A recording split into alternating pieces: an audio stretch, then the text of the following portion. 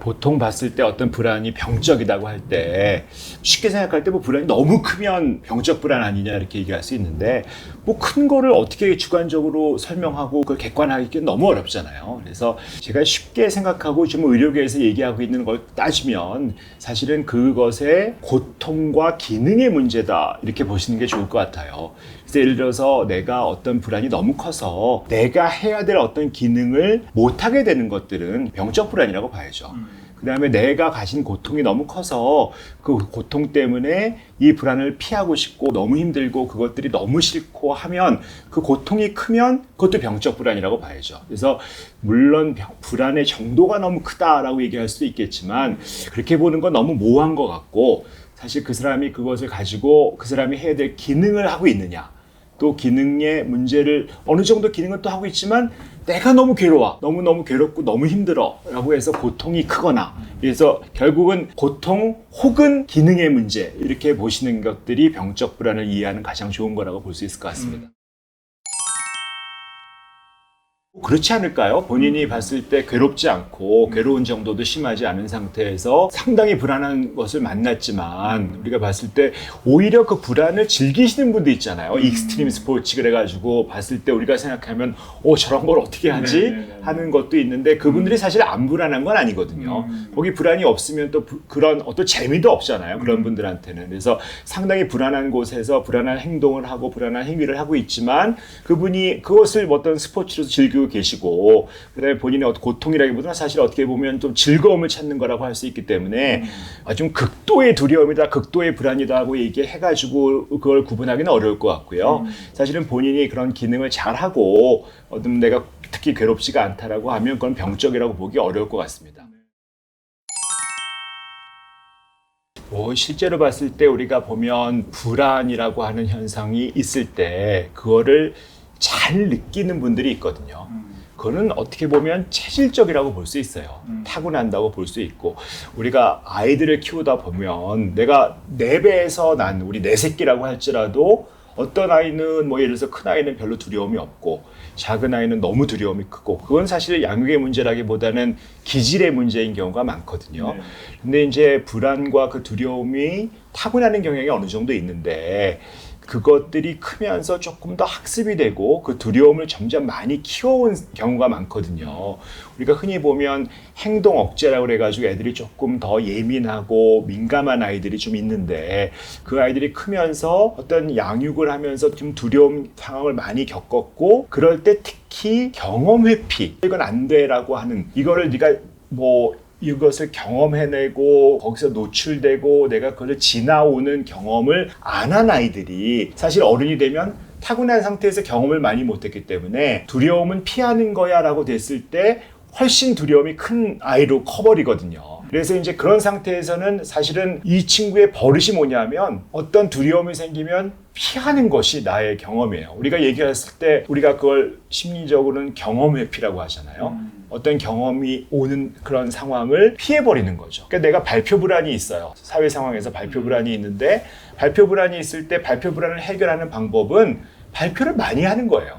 발표를 많이 하면서 그 발표 상황에 익숙해지면서 노출이 되고 거기서 좀 내가 이런 상황에서 이렇게 해야 되겠구나 하는 어떤 일종의 노하우도 생기는 건데 두려움이 크니까 경험 회피를 하는 거예요. 그러니까 난 발표할 상황이 되면 계속 미루고 안 할 수 있으면 안 하도록 하고 친구도 세우고 여러 가지 방법을 통해서 그런 경험을 계속 회피하다 보면 두려움을 극복했다는 그런 소위 얘기한 성공 경험을 할 기회가 없잖아요. 그래서 성공 경험이 없으니까 다음에도 또 두려워지는 거죠. 끊임없이 결국은 학습할 기회가 없이 나빠지는 거거든요. 그래서 우리가 이런 두려움이 크고 내가 민감하고 예민한 사람일수록 사실은 경험 회피를 줄이는 것이 너무 중요합니다.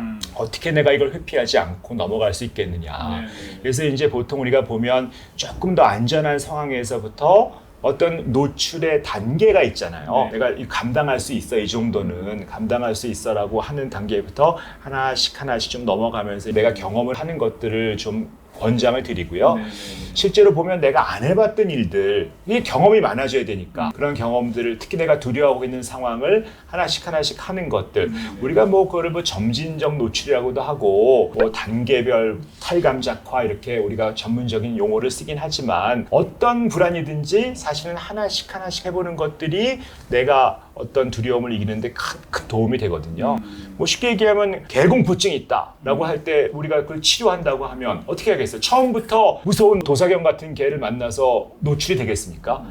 계속 피할 수밖에 없는 거죠. 네네. 하지만 그때 우리 병원에서는 또 그렇게까지 하거든요. 그야말로 개를 글씨를 보여주기도 하고 만화 개를 보여주기도 하고 인형 보여주기도 하고 조그만 개 이런 식으로 하나씩 노출을 시키면 내가 그런 경험이 쌓이면, 근데 그런 아이들은 경험을 회피하는 경향이 크기 때문에 평상시에 개라고 생각하면 정말 볼 생각도 안 하거든요.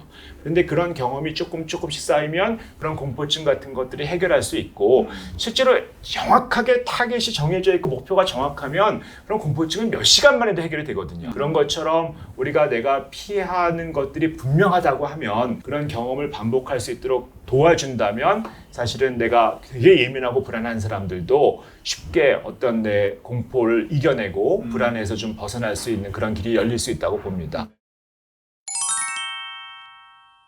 우리가 이제 실제로 보면 현실적으로 따졌을 때 불안은 인간을 살게 만들어준 가장 중요한 정서입니다. 쉽게 얘기하면 우리 인간 중에서 불안이 없던 인간은 다 죽었을 거예요. 두렵지 않으니까. 세상에 두려운 게 없고 무서운 게 없으니까. 공룡도 안 두려워하고 사자도 안 두려워하고 무서운 데 가도 뭐 불이와 하나도 안 두려워하니까 사실 어떻게 보면 그런 인간들은 싹 없어졌죠. 멸종했을 거예요. 네. 그러니까 우리 조상 중에서 누가 살아남았을까? 두려움이 큰 사람만 살아남았을 거죠. 그러니까 우리는 그 두려움의 유전자를 가지고 있을 수밖에 없습니다. 왜냐하면 다 두려운 사람들의 후손이니까. 그런데 이제 우리가 봤을 때 지금의 이 두려움의 현상을 보면 지금 두려움은 우리가 무엇일까? 옛날에 우리 조상들이 가지고 있던 두려움은 실제로 내 신체, 내 목숨을 위협하는 두려움이었어요. 뭐 맹수가 온다든지 화재가 났다든지 그런 걸 피하는 두려움이거든요. 그런데 지금의 두려움은 사실 그런 상황에 노출되는 인간은 적어도 우리 대한민국 안에 현대인은 없다고 봐야죠. 정말 뭐 제3세계나 진짜 전쟁터나 그런 곳이 아니라면 사실 지금 우리가 가진 두려움은 내가 직장을 못 가질까 봐, 대인관계에서 어떤 창피를 당할까 봐, 내가 성공을 못할까 봐, 이런 인지적인 어떤 생각 속의 두려움이거든요. 나의 어떤 존재를 위협하는 두려움이 아니라 내가 가진 어떤 생각의 두려움이란 말이에요. 그래서 내가 두려움이 나왔다고 했을 때 그 두려움이 과연 피해야 되는 두려움이냐라고 보면 사실은 피해야 되는 두려움은 우리는 겪지 않을 거예요. 그래서 그 두려움을 내가 막다뜨려서 해결하고 경험 회피를 하지 않고 넘어가는 것들이 가장 좋은 방법인데 실제로 그걸 잘 못하세요. 보면 내가 그 두려움이 너무 크기 때문에 네. 사실은 아무리 이거는 인지적으로 봤을 때는 별거 아니라고 해서 이것을 내가 감당할 수 있다고 하지만 실제로 보면 내 상태에서는 그 두려움을 감당할 수 없는 상황이거든요. 그래서 그런 경우라면 노출을 하면 또 경험 회피를 하지 않으면 치료가 잘 되는데 안 되는 경우가 너무 많으니까 그럴 때 우리가 쓸 수 있는 좋은 방법이 사실은 마음챙김이라고 할 수 있습니다. 이 마음챙김이라는 것들이 무엇일까라고 보면 내가 가진 생각과 감정이 다 지나간다 라는 것들을 배우고 내가 가진 생각이 아닌 내가 지금 이 순간에 있는 소위 현존하는 것이 뭘까? 지금 이 자리에 있는 내 감각에만, 바로 이 자리에 있는 것에만 집중하는 능력을 키우는 거죠. 소위 얘기하는 이 자리에 집중하는 힘.